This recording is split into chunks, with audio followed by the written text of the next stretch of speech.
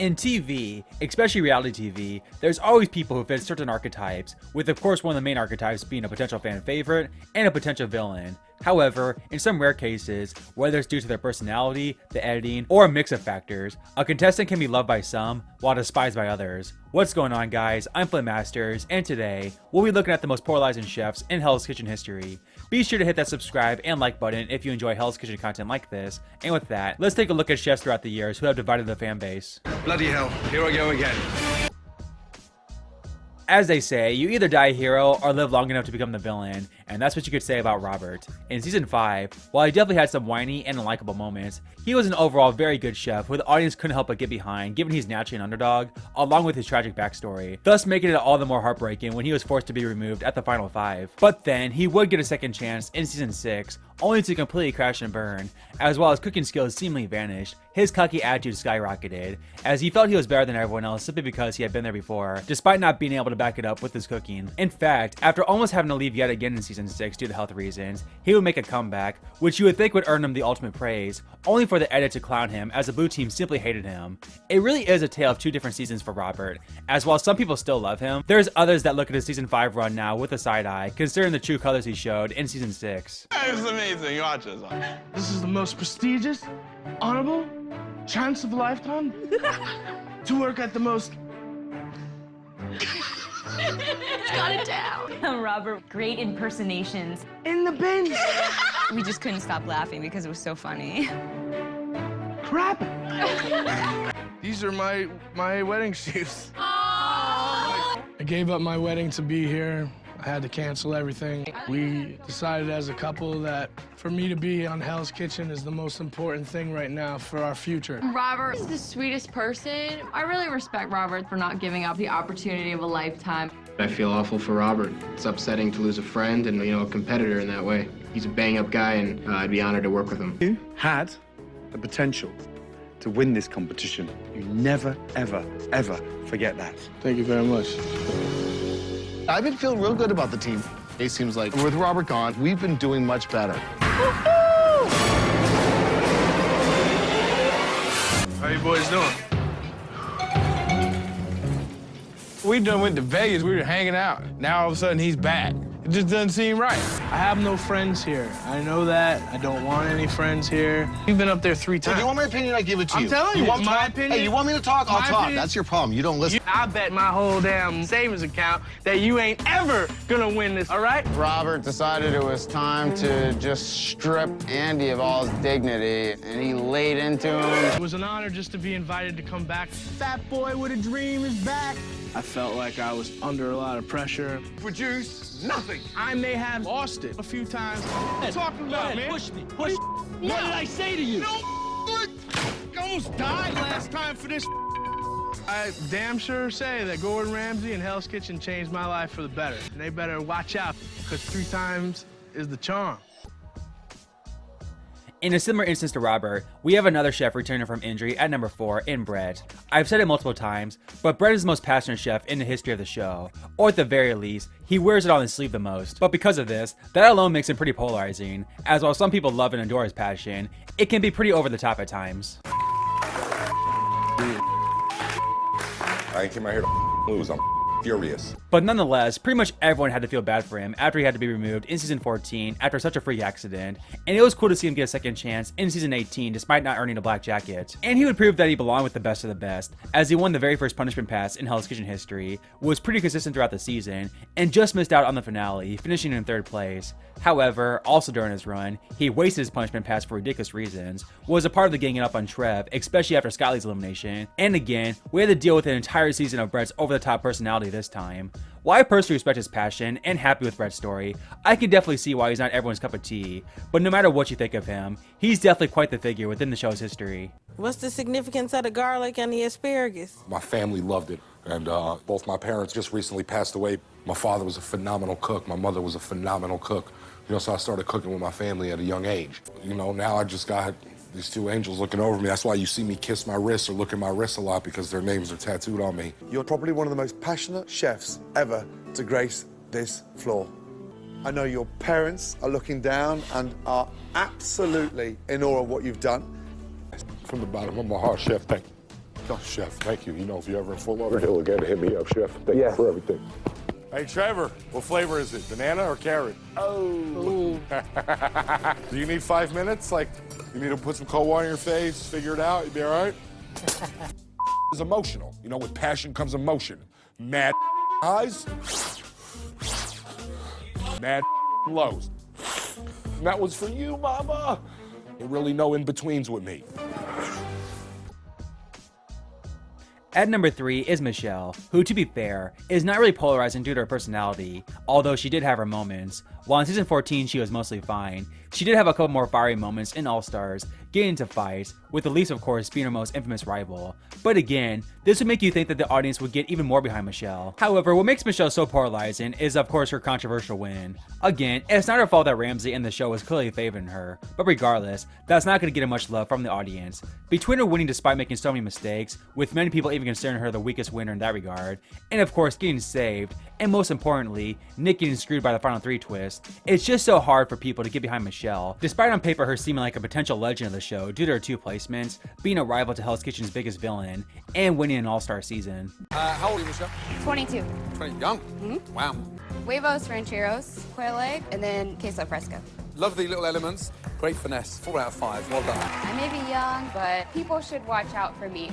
I've never had a 22-year-old this strong, and you came very, very close. Taste that for me. Is that done? 30 more seconds. Okay. Ladies, over here. I want you to taste it. Come here. Just taste it. It's crunchy as Me, Michelle, you told me it was cooked. Here, Michelle. It's done. Michelle says it's done. It's raw. Yeah, thanks, Michelle. My bad. Good job. Me twice now. And it was so close. But I'm sorry to say, you are gonna have to stay a while longer. What? Oh my God! For the first time ever in the history of Hell's Kitchen, 3 chefs are going into the finals. I need that spinach, please. Worry about your beef. How about I get that spinach, Michelle? Oh my God!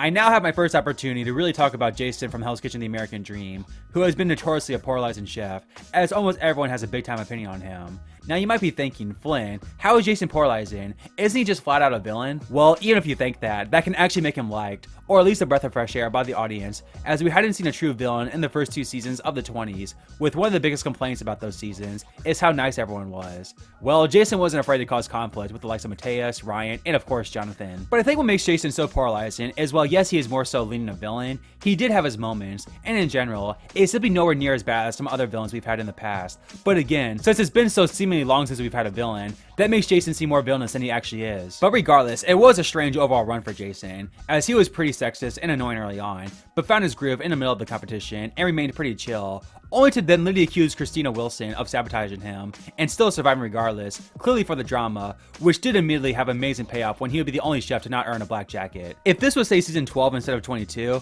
I don't think Jason would be nearly as polarizing, but due to him being such an outlier compared to the new school chefs makes him instead one of the most polarizing chefs in Hell's Kitchen history. Growing up in Minnesota on a farm in the middle of nowhere, you don't really have that exposure. I lived in Australia twice and then 3 months of backpacking through Europe. That opened my eyes to so much beautiful culture and cuisine out there, and I want to be able to showcase that on a plate. I feel like I can send one of you to the door, and that chef is Jason. Say goodbye. Thank you, Chef. Great dish. Good luck. This win today is big. It's a great feeling to confirm that I am easily the top contender. Everything we get here, we take home. Jackets, knives. STDs. No. I hope we don't get Come that. on, guys, that was funny. I think Jason thinks he's being funny. Ha I do not want to cook on that other team. I don't think any of them have a ball of talent. I think some of them are very talented. Can you let me be a bag? Oh my God, fine. Jason, is that the way I showed you? Just smear butter on and not in the pan? I just basted it. I was splashing it before we go You just up. basted it? Yes, Chef. You just basted that? Yes, Touch chef. that. Is that basted? No, Chef. Right, look at me. Yes, if I chef. catch you just smearing cold butter on steak, do you have any idea what that does to the steak? Ruins it. Yeah, it turns it grey. But that is not basted. Is that basted? No, chef. So cut the both of you. Is that hurt? Yes, chef. Her done. And don't lie to me again. I don't honestly think I deserve to go home tonight. I've been fighting every day to be here. I definitely put up the 3 best dishes of the 3 challenges, but you know, it's Chef Ramsay's world and we're just living in it. But without question, the most polarizing chef in Hell's Kitchen history is Trev. Now, to be fair, if we just factored in his first season, it would be mostly negative, as the guy literally told Raj and Sabrina to kill themselves, and in general had a nasty attitude for most of the season. But even then, he had his standout moments, such as being one of Raj's only friends early on before his outburst, being the only blue team member to treat the high schoolers with respect, and above all else, was a massive underdog, as he went from certain elimination many times to going all the way to the final 4. But things really changed for Trev in season 18, as not only was he just simply more chill, but many fans were not backing him up and rooting for him after he had to deal with the bullying from Scott Lee, and for that matter, the mistreatment from the red team in general. And not only that, but he once again had an underdog run, as he along with Jen were without question the weakest returning chefs, with many fans assuming Trev would be an early boot. However, he would once again fight very hard, just missing out on a black jacket. So yeah, Trev has had 2 pretty great underdog runs, and was a main character in both his seasons, along with having to deal with bullying in season 18. But yet this is the same guy who has said some of the most nasty things in Hell's Kitchen history. You truly cannot get a more polarizing figure. Give me a rant. I've tried everything I can with this big dumb animal, and it's frustrating. It's tiring. Trevor's harassing me for no reason, and he's being more of a problem than a solution. Go home, Raj. Just go home. Go home and stuff yourself with Twinkies so you have a heart attack on your recliner. Trev is still feeling, figure it out, bitter. Wow. These girls totally suck. It's always me covering somebody else's ass. Well, nobody's gonna cover me, so screw everybody else. Pisses me off to no end. 4 minutes. That pasta's gonna cook in 4 minutes, Trev. There's pasta in the bag. Stop yelling. You don't stand over here and scream. I'm the one that's waiting for food from you. Get your together. I'm trying. And all you want to do is berate me, belittle me, get on my ass? Piss off.